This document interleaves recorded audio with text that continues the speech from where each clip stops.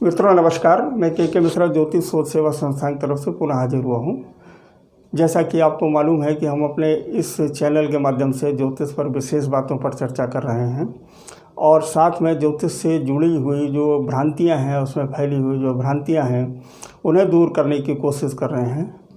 और इसी क्रम के अंतर्गत जब विशेष बातों की चर्चा करें, आज हम एक योग की चर्चा करेंगे। व्यक्ति के जीवन में ये इस बात की लालसा रहती है कि हम धनी कब होंगे, हमारे पास पैसा कब आएगा, और उस पैसे के लिए वो तरह तरह के प्रयास करता है और आचार्यों के पास भी जाता है। उनसे एक ही प्रश्न करता है कि आचार्य जी हमें आप ये बताएं कि हमारे पास धन की प्राप्ति कब होगी। आज इस योग के बारे में हम बताएंगे, साथ में उन ज्योतिष के जिज्ञासु दर्शकों के लिए भी है जो लोग ज्योतिष का अभ्यास कर रहे हैं या ज्योतिष को सीखना चाहते हैं या ज्योतिष को जानना चाहते हैं, वो भी इस पर ध्यान दें।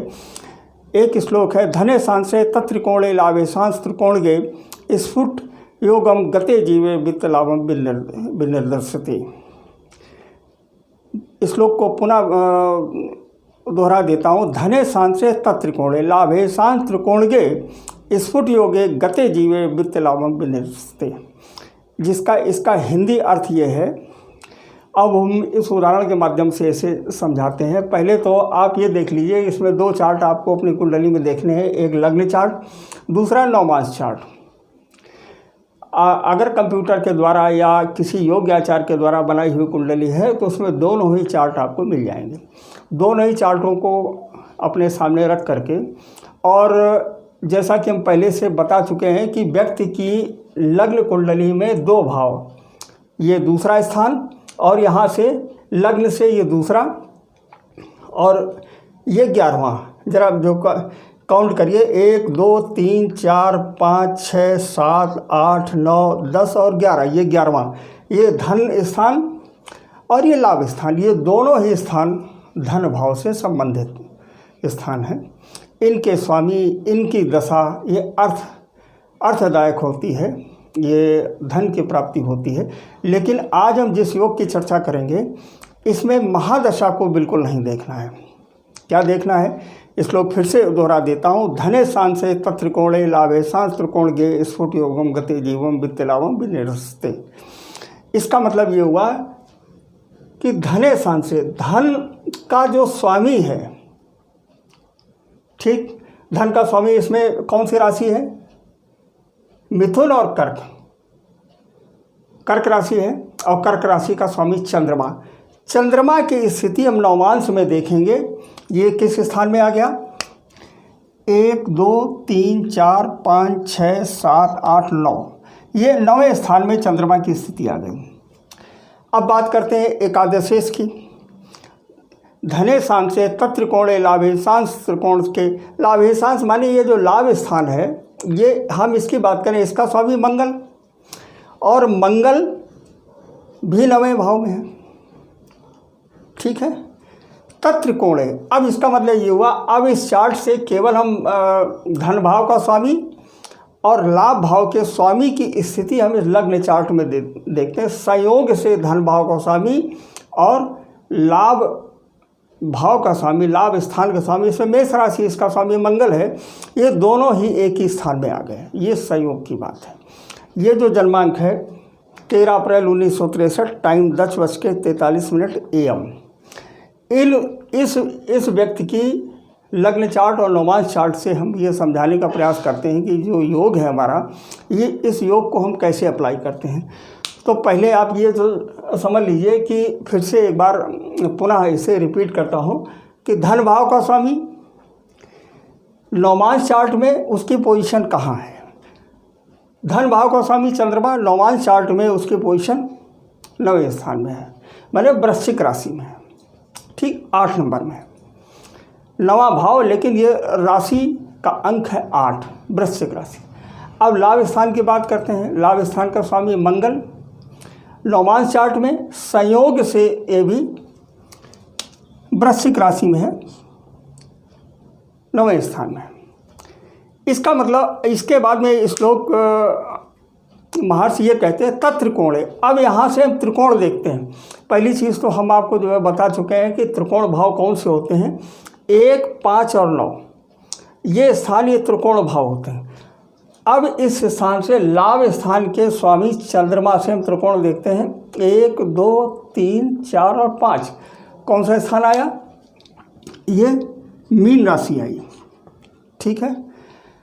अब धन भाव का स्वामी त्रिकोण से 1 2 3 4 5 माने 1 और यहाँ से 5 6 7 8 और 9, ये कर्क राशि, ठीक है। तो अब इसके बाद में आगे जो देखते हैं क्या होगा। अगर लाभे स्थान से धने स्थान से माने धन भाव के स्वामी और लाभ भाव के स्वामी की नवमांश में जब स्थिति होती है, वहाँ से 1 5 और 9 में जब गुरु का गोचर होता है, आपको गोचर भी देखना पड़ेगा।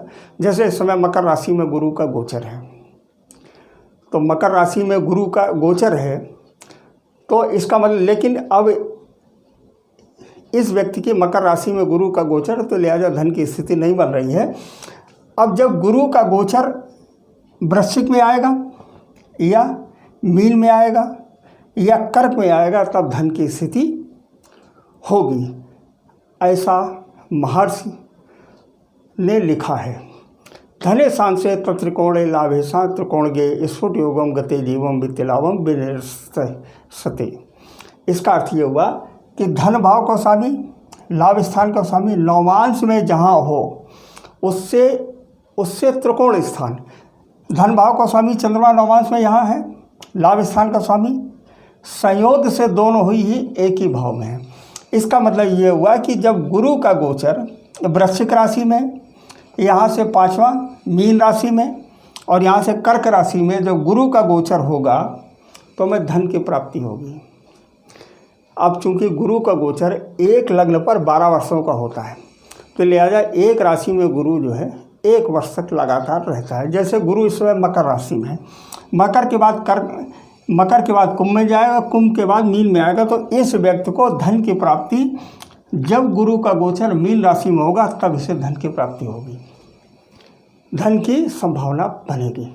अब प्रश्न ये बनता है कि जब 1 वर्ष गुरु एक राशि में जो रहता है, तो थोड़ा इसे और अगर हम फिल्टर करें और इसे अगर हम करीब से जानना चाहें कि किस महीने में आएगा, तब जरा देखिए, इसका ये सेकंड पार्ट है कि ये बात तो तय होगी कि गुरु का गोचर जब मीन राशि में होगा तब धन आएगा। लेकिन ये तो 12 महीने वाली बात होती है, माने लगातार 1 वर्ष तक गुरु इस राशि में गोचर करेगा।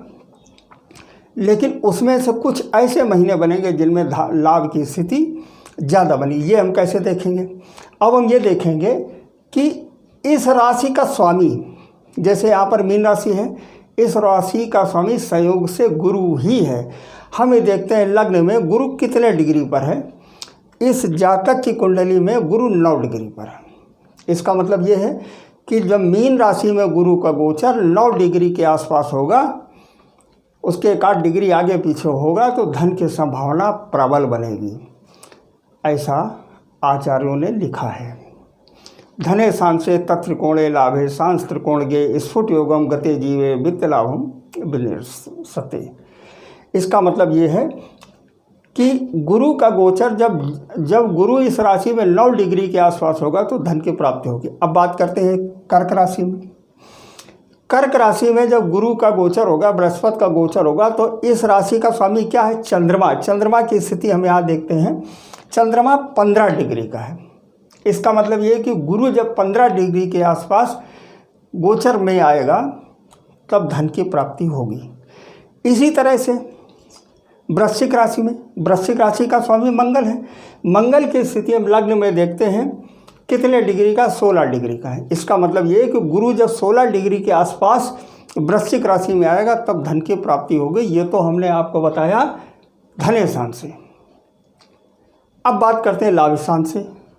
माने लाभ भाव के स्वामी की स्थिति नवमांश में संयोग से चंद्र, धन भाव का स्वामी और लाभ भाव का स्वामी मंगल एक ही राशि में है, तो लिहाजा यहाँ से 5 1 2 3 4 5 माने मीन राशि में जब गुरु का गोचर होगा, तब धन की प्राप्ति की संभावनाएं बनेंगी। अब इसमें फिर वही बात बनती है कि ये तो 12 महीने वाली बात हो गई। आचार्य जी 12 महीने तक, क्या आज कुछ ऐसे महीने हमें आप जो बता दीजिए कि जिस महीने में धन की प्राप्ति ज़्यादा हो, तब हम क्या करते हैं। इस राशि के स्वामी, ये मीन राशि है, इस राशि के स्वामी गुरु की स्थिति लग्न में देखते हैं 9 डिग्री। तो 9 डिग्री पर जब गुरु गोचर में आएगा, जैसे इस समय गुरु कर्क राशि में है, तो जब मीन राशि में गुरु 9 डिग्री के आसपास आएगा तो धन की स्थिति बनेगी। इसी तरह से कर्क राशि में जब गुरु की स्थिति आएगा, गुरु का गोचर आएगा, और कर्क राशि का स्वामी चंद्रमा 15 डिग्री के आसपास जब गुरु की डिग्री होगी, गुरु का गोचर होगा, तो धन की प्राप्ति की संभावना प्रबल होगी। इसी तरह से वृश्चिक राशि में जब गुरु का गोचर आएगा और मंगल, ये वृश्चिक राशि का स्वामी मंगल की स्थिति इस लग्न चार्ट में 16 डिग्री है, जब 16 डिग्री के आसपास बृहस्पति का गोचर करेगा तब धन की प्राप्ति होगी। ये संयोग वाली बात है कि धन भाव का स्वामी और लाभ स्थान का स्वामी दोनों एक ही स्थान में। अन्यथा अगर ये दोनों अलग अलग होते तो हर दूसरे तीसरे साल धन की स्थिति के योग बनते रहते हैं। इसमें कोई बहुत ज़्यादा परेशान होने वाली बात नहीं है कि एक वर्ष, जैसे इस समय गुरु मकर में है, इसका मतलब एक वर्ष अभी कुंभ में रहेगा और एक वर्ष के बाद ये मीन में आएगा। इसका मतलब ये है कि अभी एक वर्ष इंतज़ार करना पड़ेगा।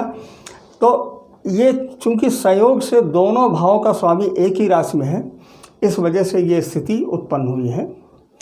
और हमारा मतलब ये है कि अब हम ये देखते हैं कि हम अपनी जन्मांक को में इस योग को कैसे प्रयोग करेंगे। जो हमारे विद्यार्थी दर्शक हैं, ज्योतिष की जानकारी चाहते हैं, तो इस तरह से जो है जन्मांक है, इसमें लग्न चार्ट और चंद्र कुंडली और नवमांश चार्ट, ये दोनों एक साथ होते हैं। पास से आकर के जो मैं दिखा देता हूँ।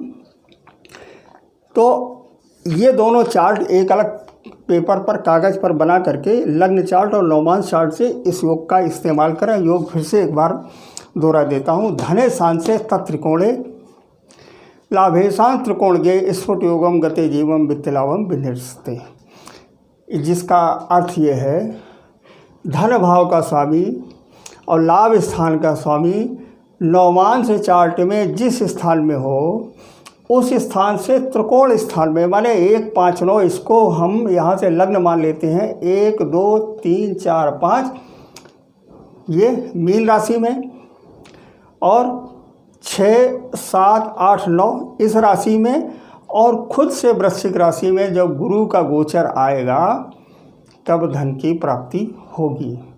ऐसा इस श्लोक के माध्यम से निर्देश दिया गया है, बताया गया है। अब प्रश्न ये बनता है कि 12 महीने गुरु का गोचर लग्न में होता है। जैसे इसमें मकर राशि में गुरु का गोचर 1 साल पहले धन में था, उसके 1 साल पहले वृश्चिक में था।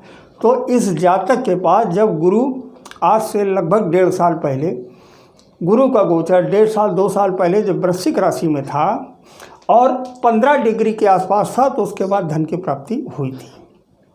ठीक है। अब इसके बाद में जब मीन राशि में गुरु आएगा, इस राशि का स्वामी बृहस्पति स्वयं है। इस राशि के स्वामी की डिग्री 9 डिग्री है। जब 9 डिग्री के आसपास गुरु आएगा तब धन की प्राप्ति होगी।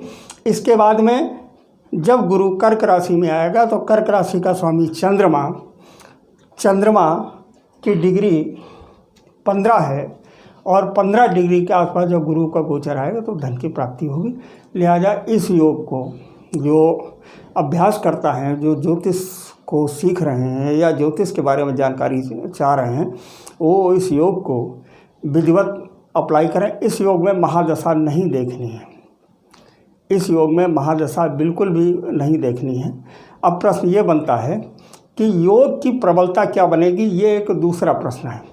मान लीजिए गुरु, जैसे समय गुरु मकर राशि में नीच का है, अगर यही 5वां स्थान पड़ रहा होता है यहाँ से, तो गुरु इसमें निर्बल होता है। तो लिहाजा इस योग की प्रबलता कम होती, माने धन के प्राप्ति की जो संभावना है उसकी मात्रा घट जाती। तो हमारा कहने का मतलब केवल इतना है कि इस योग को फिर से लगाएं। इस श्लोक को फिर से दोहरा देता हूँ। धने सांसे तत्रिकोणे लाभे सांस त्रिकोण गे स्फुट योगम गते जीवे वित्त लाभम पिण्य सते। पुनः एक बार फिर से देख लीजिए। धन भाव का स्वामी और लाभ स्थान का स्वामी नवमांश में जहाँ उपस्थित हो उससे 1-5-9 माने त्रिकोण में जब गुरु का गोचर, गुरु का भ्रमण होगा तभी धन की प्राप्ति होगी। इसका दूसरा प्रश्न ये बनता है कि गुरु का गोचर एक राशि में 12 महीने रहता है। अब उस 12 महीने में क्या पूरे वर्ष भर धन की प्राप्ति होगी? ऐसा नहीं है। इसके बाद में हम क्या देखते हैं, मान लीजिए गुरु का गोचर वृश्चिक राशि में, तो वृश्चिक राशि का स्वामी मंगल लग्न चार्ट में 16 डिग्री का है, तो लिहाजा गुरु जब वृश्चिक राशि में गोचर करते हुए 16 डिग्री के आसपास भ्रमण करेगा तब धन की प्राप्ति की संभावना प्रबल होगी। इसी तरह से गुरु जब मीन राशि में गोचर करेगा तब इस राशि का स्वामी गुरु 9 डिग्री का लग्न में है, तो लिहाजा 9 डिग्री के आसपास जब गुरु को गोचर करेगा तब धन की प्राप्ति होगी। उसी तरह से कर्क राशि का स्वामी चंद्रमा लग्न चार्ट में 15 डिग्री का है, तो जब गुरु का गोचर 15 डिग्री के आसपास होगा तब धन की प्राप्ति की संभावनाएं बनेंगी। हम विशेष तरह से विशेष योगों पर चर्चा कर रहे हैं और साथ में एक आप लोगों से आग्रह है कि हमारे इस चैनल को लाइक और सब्सक्राइब करें। अगर कोई विशेष बात जाननी हो तो कमेंट बॉक्स पर आप अवश्य लिखें। हमें फ़ोन भी कर सकते हैं, हमें मेल भी कर सकते हैं, दोनों ही हमारे डिटेल में दिए हुए हैं। हमारे इस चैनल को लाइक करें और सब्सक्राइब अवश्य करें ताकि हम अगर कोई नई बात आपको बताने जा रहे हैं या बताना चाह रहे हैं तो उसकी सूचना आप तक पहुंचती रहे। धन्यवाद, नमस्कार।